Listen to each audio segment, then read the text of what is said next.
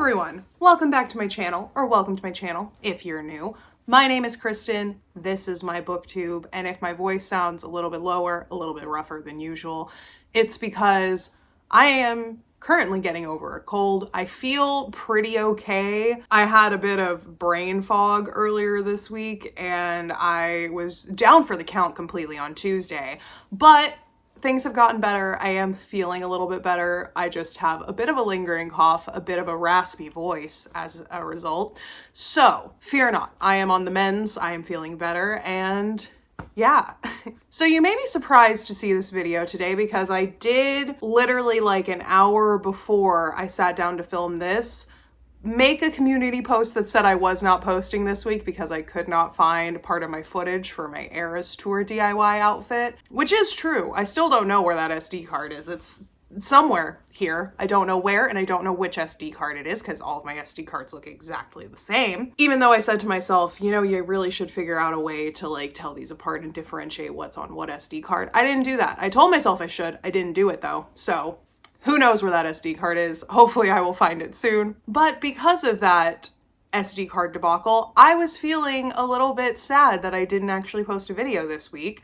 And after I did my little community post, I was just poking around on the YouTube Creator Studio webpage, and I saw that someone had tagged me in a video months ago that I never saw. And it was my internet friend, Cait, tagged me in one of her videos on her channel, Cait's Corner, in her video about 5 books that changed her life, or 5 books that will change your life. And I don't know why I didn't see that tag or notification for like 4 months, but I saw it today, so since I didn't have a video to go up today and I already knew off the top of my head what 5 books I could pick and talk about, I just decided to sit down and make that video instead. So this may be going up a little later on Sunday, but it's because I literally got inspired to make this video at 11 a.m. on Sunday. So that is why it's late. And hopefully we will still have the Taylor Swift Midnight's bodysuit recreation to look forward to next week. If I can't find that footage, then we may just miss out on the first part of me making my outfit, but hopefully I can find it because there is some good footage of me like making a whole coat. Like I lost all of the footage of me making my coat. I only have the part of me sewing the tinsel on, and like I want to include me actually making a coat in that video because like I worked very hard on it. Like it's a big deal to make your own coat. So like I just want to find the footage, okay? Like, I know I don't have to defend myself. It's just so frustrating to me, you know, that I have all of this footage and I go to like put it together and edit it and I am missing a good chunk of the beginning half of this video. So, all that aside, in today's video, we're going to be talking about books, which is the point of this channel, so it makes sense. So yeah, after I put out my community post about the delay on the publishing of my Eras Tour outfit DIY, I saw that I was tagged in this video by Cait. And so after watching her video, I decided that I wanted to add to this tag. I don't think that I have anyone that I can tag in return. It's also been like 4 months. So I'm not going to tag people to do this anymore because I feel like I kind of missed the boat on that. But I will leave Cait's channel linked below so you guys can go check her out. She's got a bigger audience than I do, so some of y'all may already be aware of her, but she's great. Y'all should go check out her videos if you can. In her video, she mentioned one book in particular as a hallmark of how to write historical fiction, and that was Wolf Hall. And this is not on my list because I have not read this book. This book has quite literally been living rent-free on my bookshelves for, I don't know, like 2-3 years maybe. I've had this book for a very long time. It is a historical fiction centered around, I believe, Thomas Cromwell in the Tudor era in England.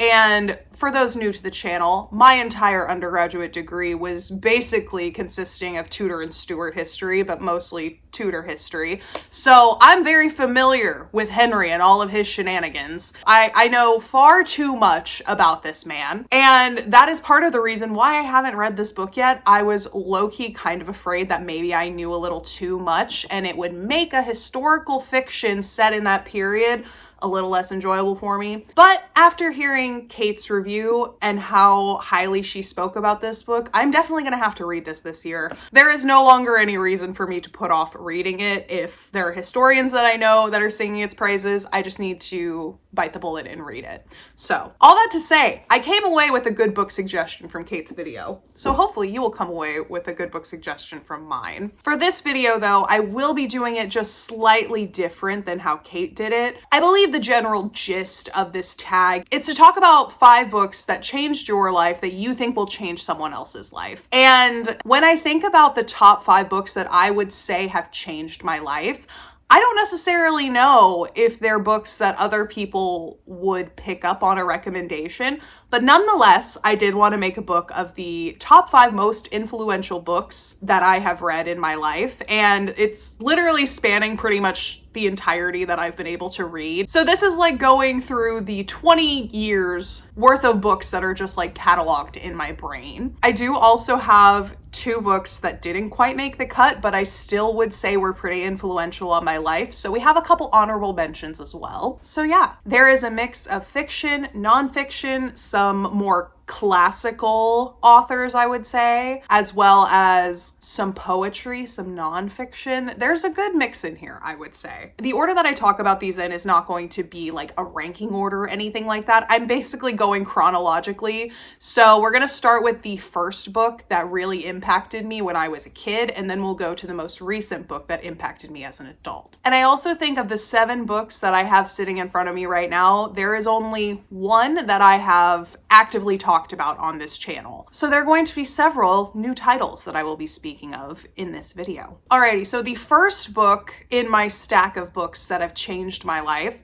is a book that I read in elementary school, and I believe it was assigned reading in elementary school. At least I'm pretty sure everyone in my elementary school read it, and that is White Lilacs by Carolyn Meyer. So this book is a historical fiction novel, and it takes place in the 1920s in a town called Dillon, Texas. And the reason why everyone in my elementary school read this book is because Dillon, Texas is based on Denton, Texas, where I grew up and did all of my schooling. Yeehaw! And this book covers real events that actually took place in Denton, in Quaker Park, when they built the big civic center. This book focuses on the displacement of what I believe is called Freedom Town in the novel. And I really love that I read this book at such a young age. I think that this being required reading for a bunch of 10-year-olds that live in the city where the historical events that this book is based on took place was something really important, and I'm really glad that my school district in the 2000s decided to do that, or at least whatever teacher I had that made this assigned reading made a good choice in my book. I remember reading this book with my mom as a kid, and it is distinctly what I remember as one of my first encounters with racism in fiction. And I do think that this had a huge impact on my life, learning about such serious topics at such a young age. And you'll notice that that's a little bit of a theme with these books. I do believe that the books that I read at a young age that dealt with serious real world topics really did help to open my mind at a young age. And I also think that it's part of the reason why I am so interested in history. So I guess you could say that historical fiction was kind of my gateway into studying history in college. But yeah, I believe it all started with this book, White Lilacs. And I'll just go ahead and read you the blurb on the back because I don't think I did a good job of telling you what the summary is. Back then, and this was 1921, freedom, as we called it, was our part of Dillon. It just happened that freedom was right in the middle of Dillon, white people on every side of us. Young Rosalie Jefferson is shocked to learn that the white residents of Dillon, Texas want to raise the city's black enclave, Freedom Town, and build a park in its place.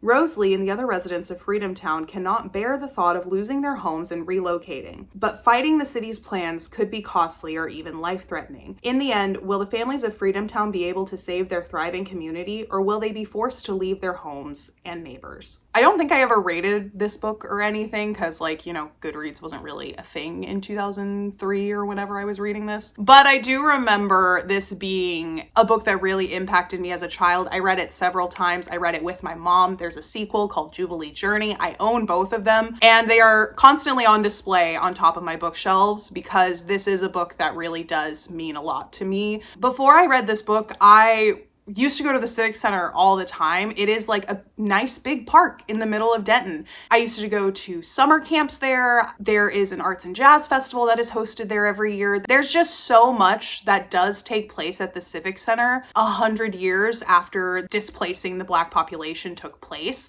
And it just feels like over the years, though there are some historical landmark or signs around the Civic Center Park, it's not really common knowledge, I would say, among the locals. At least I don't think that a lot of people really spare a thought for it when they're drinking their beer during Arts and Jazz Fest, you know? So that's another reason why I just appreciate this book existing. I think it's very important, and I'm very glad that I read it at such a young age. So yeah, that's book number 1. It kind of matches my shirt too. I didn't even intend that, but we're twinsies today. So the next book on my list is another book that I read in elementary school, another historical fiction.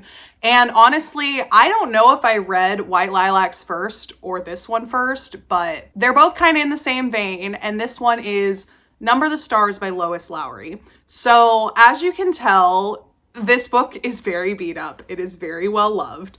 And it does have a number on the front because I loved this book so much that I may or may not have taken my class copy and just not given it back. So yeah, if you ever questioned whether I am a true book lover or not, this is the links that I went to as a child for a book that I really enjoyed. This book is one of the books that I would say is core to my personality, which sounds kind of odd to say that about a historical fiction book that is about the Holocaust, but it is. I have read this book so many times, and this is another book that I low-key kind of credit for my interest in history, because this book, as you could probably guess, just from the cover, is about the Holocaust. Well, really, it's about Nazi-occupied Denmark, and it is about a 10-year-old girl named Anne-Marie Johansson? Yeah. Whose family takes in her best friend, Ellen, who is Jewish. So the blurb on the back says, 10-year-old Anne-Marie Johansson and her best friend, Ellen Rosen, often think about life before the war. But it's now 1943 and their life in Copenhagen is filled with school, food shortages, and Nazi soldiers marching in their town. The Nazis won't stop. The Jews of Denmark are being relocated. So Ellen moves in with the Johanssons and pretends to be part of their family. Then Anne-Marie is asked to go on a dangerous mission. Somehow she must find the strength and courage to save her best friend's life. There is no turning back now. I will say, because this is a book that I read as a child, there are a lot of parts that I don't remember, but there are very specific plot points that have just stuck in my brain. Like, for example, this book can get quite stressful. There is a whole part of this book where they are trying to get past the border patrol with their dogs and things like that. And if I remember correctly, they are hiding on a boat about to leave Copenhagen.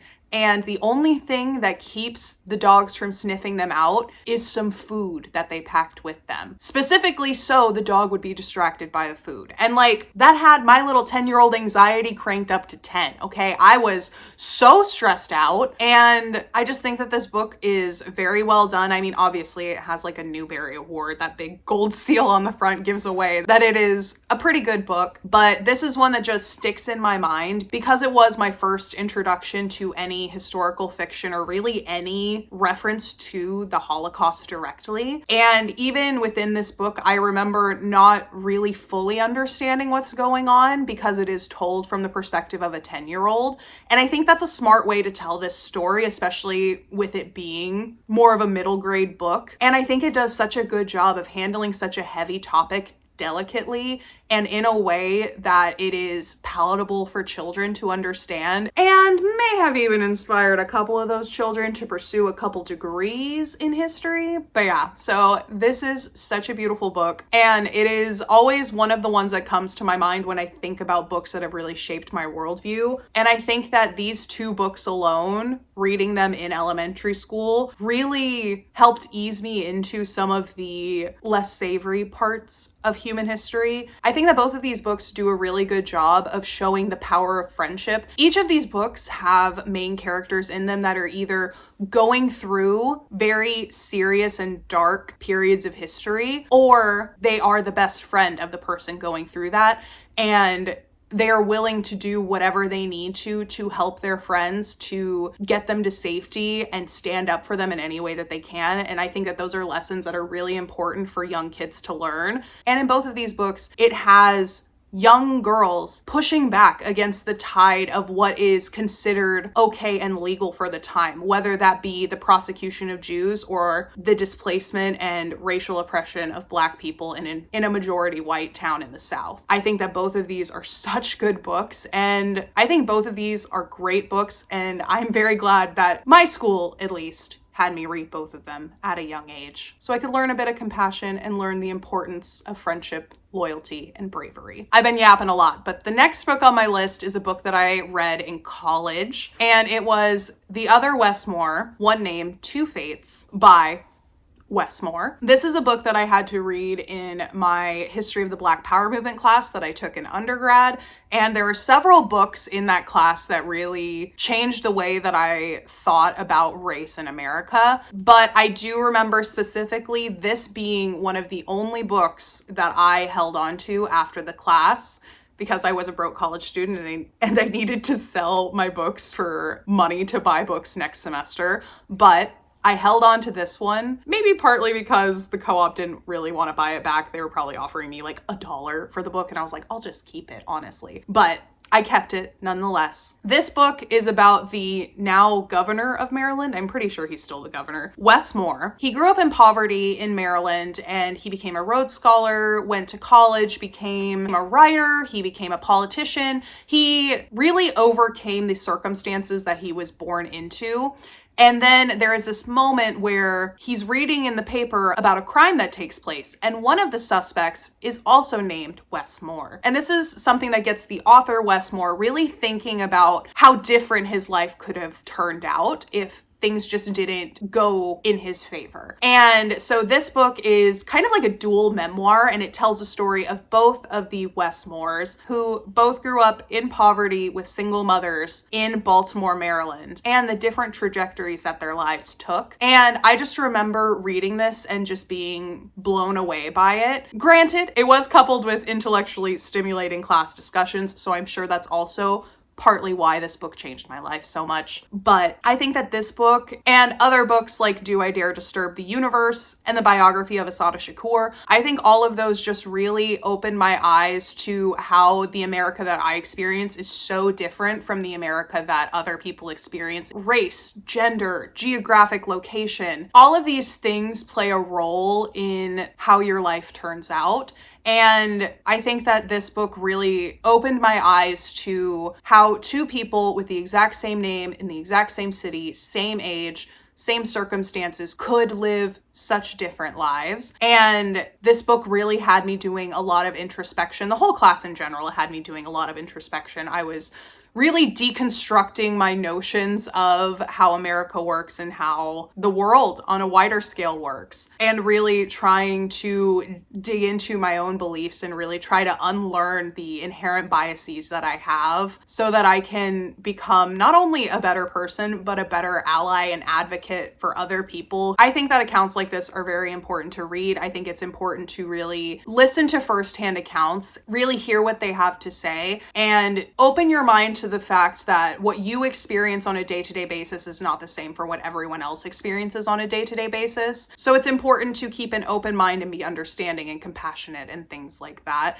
And I think that this book, along with the class as a whole, really helped me have less main character syndrome. Like, it really helped me understand that it's not about me. And yeah, I love broadening my knowledge. I love learning about experiences of other people, and I want to share those experiences with other people. I want to amplify voices that I think are important. I want to share resources that I have that I've encountered before. And this is probably one of the more thought-provoking books that I ended up reading in undergrad. So yeah, this is a really great book as well. And this is also a nonfiction book, so that's kind of out of character for me as well. But it goes to show that, like, I don't just purely hate nonfiction books. There are ones that do actually change my life after reading them, and this is a prime example of it. It has now been 10 years since I've read this book, and this book has crossed my mind at least once every couple months for the last 10 years. Alrighty, the next book we're going to be talking about is from my grad school era. I read this book when I was living in London, going through a breakup, and it is Heart Talk by Cleo Wade. So this is a poetry book that was recommended to me by one of my friends when I was going through a very emotional breakup. She loaned me her copy, and I remember reading it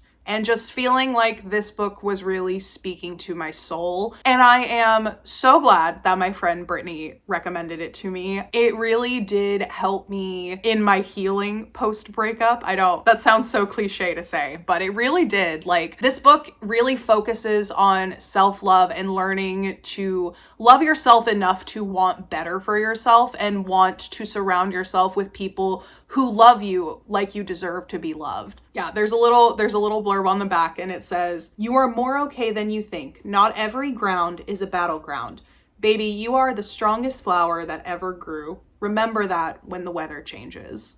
And that's really the core of this book. It's really about finding your own strength and being there for yourself when you really need it. I'm not gonna mince words. This book made me cry. Some of these poems really made me break out in tears. And because I was borrowing a copy from a friend, I'm pretty sure I just took pictures on my phone of specific passages that really just spoke to me. I have not gone back through and marked them in my own personal copy, but I do intend to do that. Maybe I'll end up doing it after I edit this video now that I'm a little inspired, but yes, so we have a poetry book as well. And yeah, I think that this book is really great if you are feeling really heartbroken, really down, and you just need that reminder to be there for yourself, to cheer yourself on, to continue to love yourself even when you feel like you don't deserve it, and to know that you've made it through so much before and you can make it through this as well. So yeah. This is probably one of my favorite poetry books I own. To be fair, I don't own many poetry books, but I do really love this one. Okay, and then the last book in this top 5 books that changed my life video is a book that I have talked about on this channel before. I think I may have even done a reading vlog on it, if I remember right. It is Hamnet by Maggie O'Farrell. And as you can probably tell by the tabs, I really loved this book. This is another historical fiction, and this book centers around Hamnet, who is William Shakespeare's son that died of the plague. I can't really pinpoint specifically in what way this book changed my life, but I feel like there's a clear division in my life of before and after I read this book, because I now think about this book fairly often, and I think that the way that it has changed my life is that it really changed how I viewed Shakespeare and his family as historical figures. It really humanized them, and it made me feel more connected to them, and it made them more human. I know that's weird to say about people that were real in history, but I feel like a lot of times when you're just reading about people in history, the humanity kind of gets lost, so they don't really feel like real people. But when you have a story like this, where pretty much everyone knows the ending, pretty much everyone knows that Hamnet died of the plague when he was like 11 years old, and that Hamlet came out pretty soon after Hamnet died, and stuff like that. But to really see the pain of the family going through losing a child like that, to see Agnes's pain and William's pain, even though he's never even named in the story, he's always just referred to as the father, it just brings a whole new level of emotion to their story that I never felt before. I don't know if I've ever really had a fictional book that made me feel that way before, but Hamnet definitely did. And I feel like it was so interesting to read this and have the gap between fiction and reality bridged by this one book. And this book was written so beautifully. Like, the prose in this book are just gorgeous, and the descriptions can be heart-wrenching at times. It is an absolutely beautiful book. And I think that Maggie O'Farrell was really smart to write this book the way that she did, because yes, the focus is on William Shakespeare's family, and we don't have a ton ton of information about Shakespeare's personal life and details about his family. From what I've seen, Shakespeare wasn't really like my bag when I was researching this time period, but from what I know, there's not a lot of biographical data that we have about William Shakespeare. Most of what we have is from other people. There's like one portrait that was actually done during his lifetime. Every other one was painted after he died, so they didn't know what he looked like. So Shakespeare is one of these very interesting historical figures that we feel like we know a lot about, but in reality, we actually don't.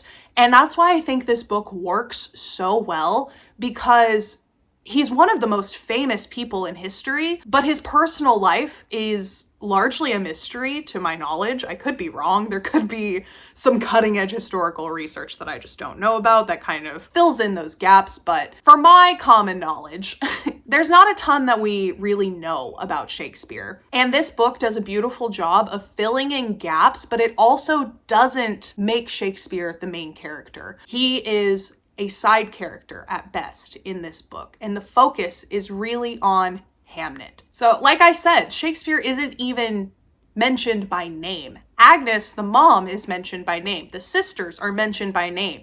The father is never mentioned by name. We just know that it's Shakespeare. This book is absolutely gorgeous on every level. The writing is beautiful. The cover is beautiful. The story itself is beautiful, if not very tragic.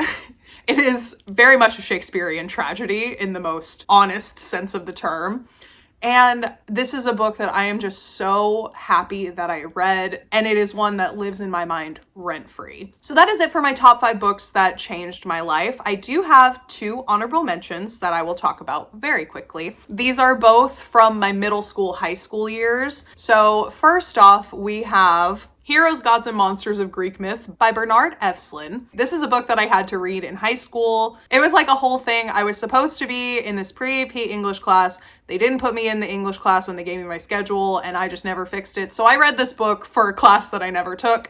But this is the book that started my fascination with Greek mythology. This is my gateway drug to literally all of the other Greek myths that I've read. I took a whole course on Greek mythology in college, so this is definitely a book that has heavily influenced my life, and it really opened me up to a whole new world of mythology in general because, you know, after I read about Greek mythology, I started reading about Roman mythology, and then Celtic mythology, and then Norse mythology, and then Japanese mythology, and then Chinese mythology. It's like a whole thing. Once you open up the floodgates to the mythology realm, you just keep going deeper. At least if you're like me, if you're a little mole like I am, you just keep digging until you, I don't know, hit magma. Like, what do moles do? I don't know. I haven't surfaced yet, so there's no telling when this digging will end, but this is the one that started it all. Then in a similar vein of gateway drug books, I have this Signet Classic copy of Edgar Allan Poe's The Fall of the House of Usher and Other Stories.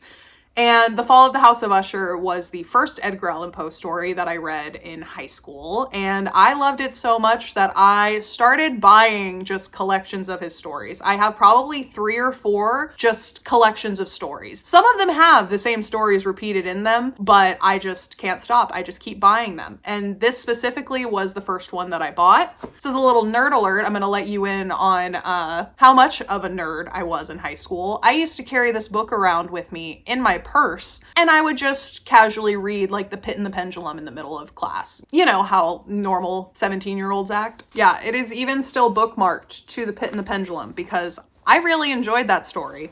I don't know what that says about me, that I really enjoyed a story about a man slowly being cut in half by a swinging blade, but at 17, that was my jam, I guess. Yeah, so those are my 2 honorable mentions, and yeah, I hope you guys enjoyed this video. Hopefully it's not too long. I seem to not be able to stop yapping because I've already been recording for like an hour. So let's see how long this video actually is, and hopefully it won't be up too late tonight, but whenever we get it up, we get it up, you know?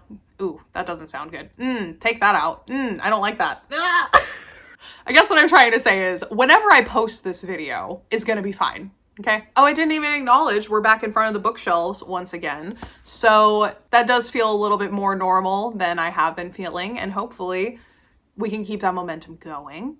And hopefully I can find my SD card and upload the video of my Taylor Swift DIY Eras Tour outfit, because if I don't find that SD card in time, I might actually cry because I worked very hard on making that coat and I can't find any of the footage of it. It's okay. It's okay. It's okay. You're gonna find it. You're gonna find the SD card. It's gonna be fine. Everything's fine. It's gonna be fine. Me talking to myself while editing this. It's gonna be fine. Everything's gonna be fine. You're gonna find the SD card. It's gonna be fine. Anyways, if you guys enjoyed this video, go ahead and leave a like down below. Let me know. Thank you so much, Cait, once again, for tagging me in this, even though it's literally taken me 4 months to see it and actually post my top 5. Love to be included nonetheless. And yeah, I hope you guys are having a wonderful day wherever you are in the world, and I will see you in the next video. Bye!